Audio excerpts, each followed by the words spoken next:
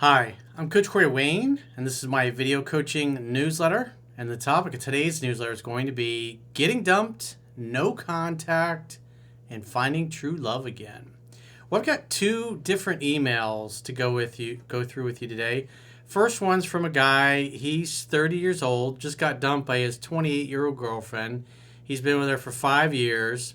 So he's in no contact now, and he admits that he basically acted like a beta male. He was controlling, and in essence, just chased her right out of his life.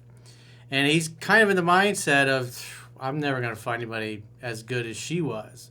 I've lost the one, which is a common thing for those of us who have seen too many Disney movies over the course of our life. And so the second email I'll go through with you is from a 61-year-old viewer. He had two marriages, had kids, family, a whole 9 yards.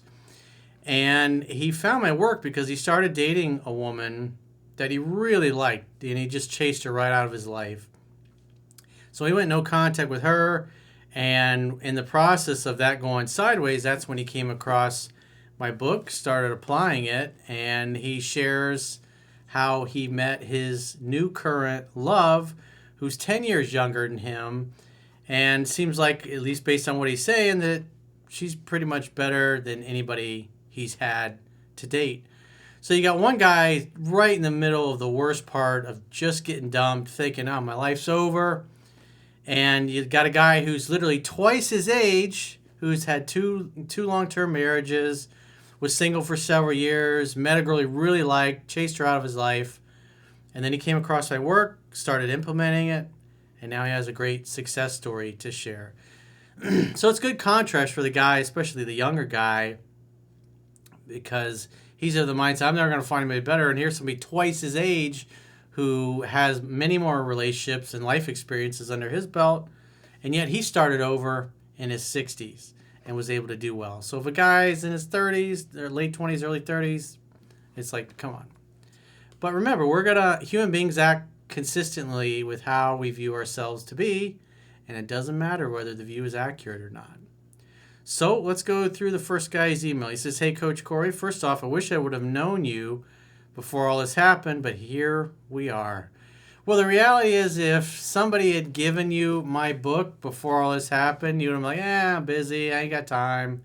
You wouldn't have probably read it anyways. And for those of us that have recommended books like mine to friends that we know they need the help, it's usually not until they're in pain, or they're getting rejected, or got rejected, or they're in the middle of a breakup, or they got served divorce papers, whatever it is, that typically, when they're in the pain, is when most guys are open to reading a book like mine. But the average guy, like, hey, I got a book that'll teach you how to completely understand women, have easy and effortless relationships.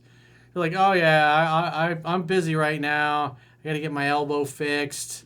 Got to sell my jet skis. They'll always have an excuse. But when they get burned and they're in immediate emotional pain, that's typically when they're most open to it. So let's get back to this guy's email. He says, my girlfriend of 6 years, I'm 30, and she's 28, dumped me 2 weeks ago. She basically told me that her feelings are gone and she needs space to work on herself. And we would get back together at some point, which I believed at first, but of course that's BS. No contact ever since. Well, that's the best thing you can do. And in the meantime, you should be filling in your knowledge gap with 3% Man. And if you haven't heard from her, I know it's the last thing you want to do, but you need to get out there and apply it and get better. So if she does reach out, she's going to find a better, more experienced, more confident version of yourself, and one that's exhibiting the masculine strength characteristics that women are naturally attracted to. And so you can stop displaying the behaviors that you were doing in the past when you were together that totally turned her off. Because if you don't clean up your game and she comes and you don't practice with anybody else, then she does come back, you're still the same guy. So even though you don't feel like it, the best thing to do is to get back up on that horse, to start applying the things that the book teaches, getting phone numbers, going out on dates, trying to recover and get better, because that's what we really need to focus on as a man. All of us guys should be committed to one of the acronyms that Tony Robbins had that I learned when I was 22, CANI, CANI. It stands for constant and never-ending improvement. And as a man, that should always be who you are at heart. You're always trying to get better. You're always trying to improve. Yeah, you got dumped. It sucks, but you need to improve, because if she comes back and you're still the same guy, you'll turn her off for the same reasons. This way, maybe a few weeks go by, a month or so goes by, a couple months, and she does reach out, and you got 2 or 3 other women that you're starting to see, maybe even you hooked up with a few of them. You're going to be a little cockier. You're going to have more swagger. You're going to have more confidence.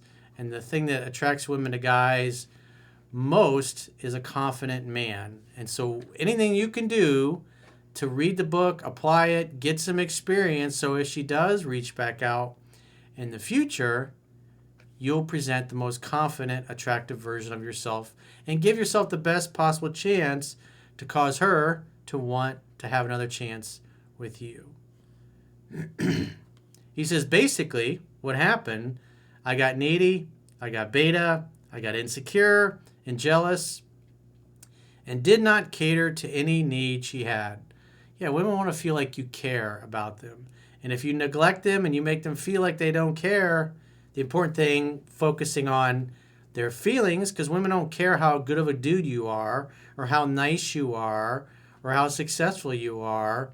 They only care about how they feel about you. And it's important that you cause the women in your life to feel good feelings about you. Because whatever she feels when she's with you or interacting with you is what she's going to associate with being with you. And if you were constantly turning her off in the past and displaying a lot of unattractive behavior, you ruined the sexual polarity, where you basically started acting like an insecure girl and you chased her right out of your life. You literally will repulse women energetically. He says, it's insane to me looking back at how I behaved. I was self-fulfilling the prophecy I had in my head, and now literally that happened. And she ultimately was fed up with me and was like, what the hell am I doing with this guy? So I still love her, but aside from that, I'm just a regular looking guy working a normal 9 to 5, and let me tell you, she's a straight 10. Well, dude, the reality is, a woman that you think is a 10, I might be like, she's a 6 or 7 at best. And vice versa. I might say, this, my girl's a 10, and you might look at her and go, yeah, she's probably a 7 in my eyes, Corey, but beauty really is in the eye of the beholder. And human beings tend to be attracted to people that have the same facial structure as us. And so the reality is, you find her beautiful, you find her as a straight 10, well, that's your perception of her. Most other guys that see her are not going to feel like, oh yeah, she's a total 10. He says, she literally has the looks of a supermodel and has a precious character, but she still dumped you. And nonetheless was all over me for the last 5 years of our relationship.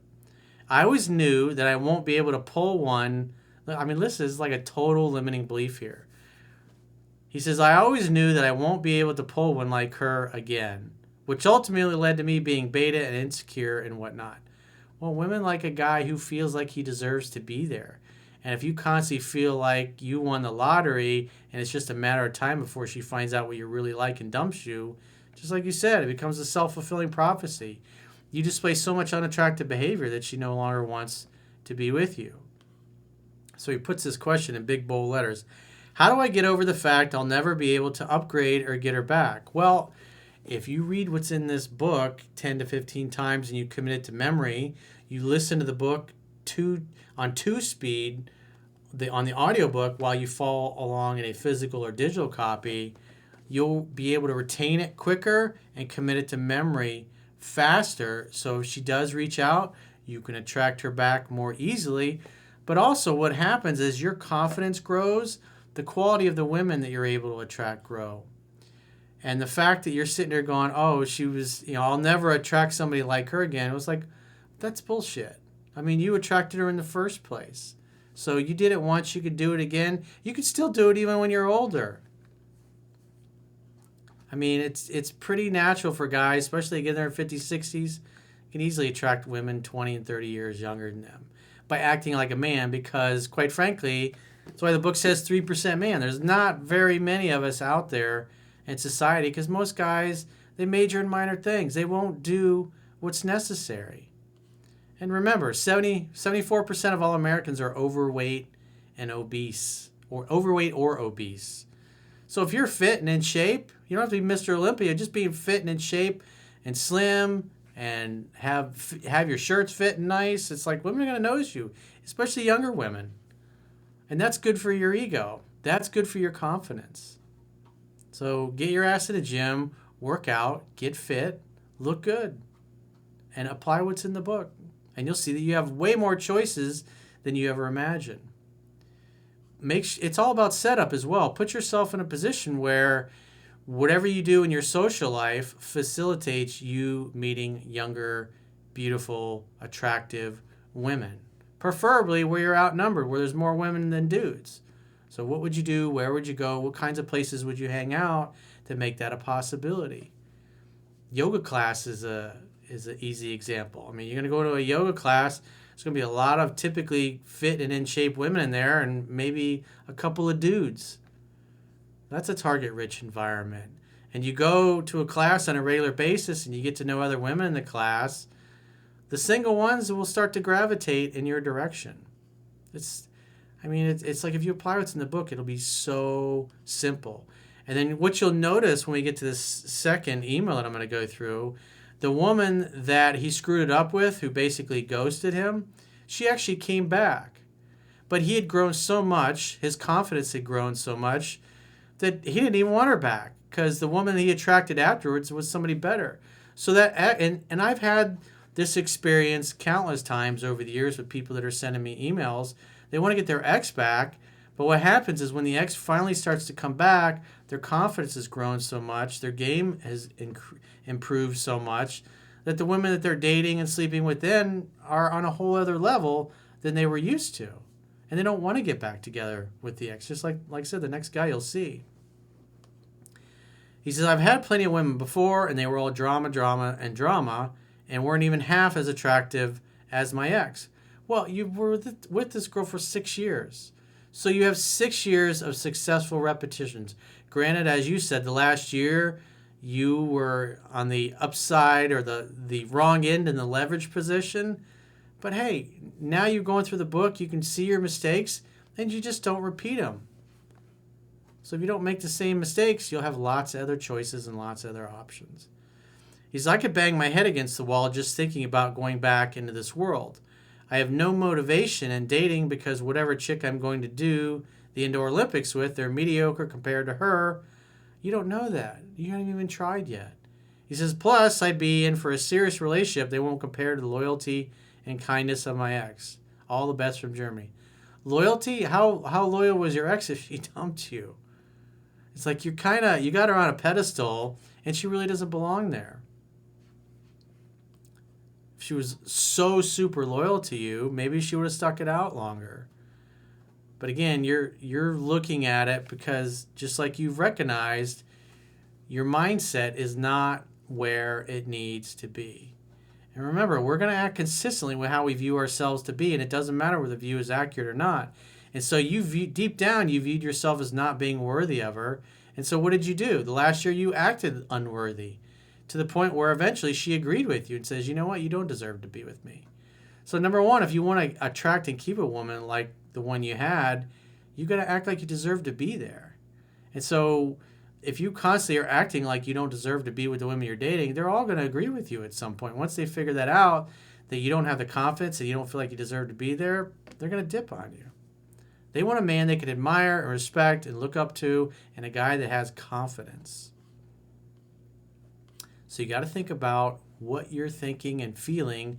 And also, you got to be kind to yourself. How do you refer to yourself? And just the way, you should go back through and read your email that you sent me. Are you thinking highly of yourself? If you were say a coach and you were trying to motivate yourself, what good things would you point out about yourself? What good characteristics and qualities would you point out that women love? What kinds of things did your girlfriend used to always compliment you on that she loved about you? You're still that person. You may have chosen not to exhibit those qualities, but that was your choice. So the important thing is to become aware of it, to become aware of your self-talk. Is it positive and empowering? And if it's not, you want to catch yourself and correct yourself and focus on what can I be happy about? What can I be proud of about myself? I mean, at the end of the day, you had a smoke show for 6 years. That's pretty damn good. That was the majority of a decade. You did it once, you can do it again. So let's go to the success story. So he says, hey, coach, I've got a sensational success story at 61 years old. Thank you so much. I read your book 12 times and watch your videos almost daily, and I've been doing so for the last 3 months. A little background and the reason I am writing you. My entire life, women have never really been a problem, although I'm an average-looking dude. I got no six-pack abs, plus I'm bald. However, there are several things that in my case really turn women on. First, my game is on in the laughter department. I can make any gal laugh. Well, what happens when a woman is laughing? She's laughing and she's feeling good. If a woman is laughing and feeling good when she's with you, guess what? That's what she associates with being with you. So when she thinks of you, she feels good. She feels like I'm going to laugh. I'm going to have fun. And girls just want to have fun. That's why you see overweight, out of shape, not very attractive dudes with absolute smoke shows. Because like I had one of my friends years ago. I remember he'd been married, I don't know, 3-4 years, I think, at that point. And she was beautiful. She was great body, great shape. And my friend was, I mean, he was 6'5", but he was dumpy. He had a big belly. He had Dunlop's disease where his belly Dunlopped over his belt. But he was one of the funniest guys I had ever met at the time. And she looked right at me one time. She says, that's why I married him, because he's so funny. He always makes me laugh. He was a great guy. He was not an attractive dude at all. His face was kind of crooked a little bit. He's like, it looked like somebody took his face and, you know, like one eye was higher than the other. But girls fucking loved him. He says, I can make any gal laugh. I have a very sharp wit. And I was a professional up-close comedy magician in my day. Also, pretty much a gourmet chef. And my trade is a television producer for 35 years. Plus, I'm a musician and write all the music for my clients' productions. As far as pleasing the ladies, a gal I once dated for 3 years gave me an award for sex. She had a medallion made and presented to me, and I wrote about it in my book. Damn, nice dude. I was happily married for 25 years, raised an awesome family. I was single in my 40s for 10 years with more ladies than I can count. At that time, I lived on a boat, so you can imagine. Enough said. My second wife, 8 years. So why is this old stud muffin writing you? After my second marriage of 8 years, I found myself single at 59 years old. I live at the beach, and there are loads of ladies here. However, I decided I was going to be very careful about who I would date, trying not to repeat mistakes of the past. No crazies. Believe it or not, I dated almost every week for a year and a half. I was interested in none of the gals I met. And this went on for a year and a half. Then it happened. And, you know, this is good for the first guy to hear because he's literally weeks out of it getting dumped. And this guy, it's a year and a half before he met this girl that he really liked, which ultimately he screwed up with, and that led him to my work. He says, then it happened. I met a beautiful lady, a blonde, great body, master's degree, good sense of humor, just an awesome lady. The thing is, she really dug me from the very beginning. Now, this is where I totally effed up. I was so excited to finally meet a lady like this that I did the number one thing wrong to do. I over-pursued her like no one else could or even would do. Hell, by the second date, I had already commissioned an artist to paint pet portraits of her 2 dogs. Yikes. That sounds expensive and unnecessary. He says, no, that, my friend, is over-pursuing. It only took 2 months for her to dump me. She invited me to church Christmas Eve with her son. Then I cooked dinner for them at her house. The next day, Christmas Day, she ghosted me. Hell, I didn't even know what ghosting was. Damn, harsh. Christmas Day getting ghosted. So I get online to look it up, came across your videos, and realized what I did wrong. So I did not blow up her phone and played the no contact rule. Since then, she has reached out. However, I have not asked her for another date, and here is why. I promised myself the very next gal I liked, which happened the day she ghosted me that I will implement your strategies 100%, and I did in a massive way. The results? Unreal. This new lady I will call Mary has been chasing me like I have never experienced before. She's all over me in every way. Plus, she's 10 years younger than me, was a professional bodybuilder with beautiful, long blonde hair. She told me that she has around 800 messages on her dating app, yet here she is all over me, a 61-year-old bald dude she can't get enough of. She even said on a date, "Bob, you are the only man I have met that is mysterious. Never met a man like you." That is because she has never met a 3% man before. I was excited about how Mary is treating me. I called my son, who is single, and turned him on to your teaching. He watched some videos and bought the book. Both father and son, 3% men. He says, "I'm enjoying this gal so much, not really planning on getting back with the gal that ghosted me, even though she's reached out." So this is what I was telling the guy in the first email, is that even if your ex does come back, if you implement what's in the book and you start getting some success and you grow and become better and more confident, you might not be so excited about getting back together with your ex just because you've improved so much and you've grown so much. Life is too good with Mary, having the time of your life, huh, kid? A quote from the film Risky Business. In closing, Mary invited me over for dinner tonight. She's making her homemade lasagna, and I asked her what time she'd like me to arrive, and she said yesterday. Never would have happened had I not read your book, and I would have over pursued, and she would have dumped me in the delete bin just like all the other 800 non-3% guys. She told me this week that she was deleting her dating profiles and only wanted to concentrate on us. She said I did not have to delete my profile, but I told her that I would. Hell, I only have time for one awesome lady anyway. Thanks, Corey. If you ever get it to Virginia Beach, touch base. I'll buy you a steak and a cocktail. He says, you're free to use this note if you like, just don't use my real name. I get enough emails from being on TV for 35 years. Below are some of the links so you will know who I am. And no, I won't share those because he'd like to remain confidential. But thanks for sharing the success story. It just goes to show, it's like you got a guy that's half this dude's age. He's like, my life's over. And then you got this guy at 61, multiple marriages, dated a lot of women, has a lot of experience, obviously. But still, even that, the things that were in the book, this book was the difference that's making the difference in his life now. He took the time to read it, learn it, and attracted somebody better. The ex came back, and he's like, sorry, I upgraded. So that's what you want. And as I say all the time, you'll either get your ex back or you will attract somebody way hotter, way better, and way easier to get along with. So if you got a question or challenge and you'd like to get my help, go to understandingrelationships.com, click the products tab at the top of your screen, and book a coaching session with yours truly. Until next time, I will talk to you soon.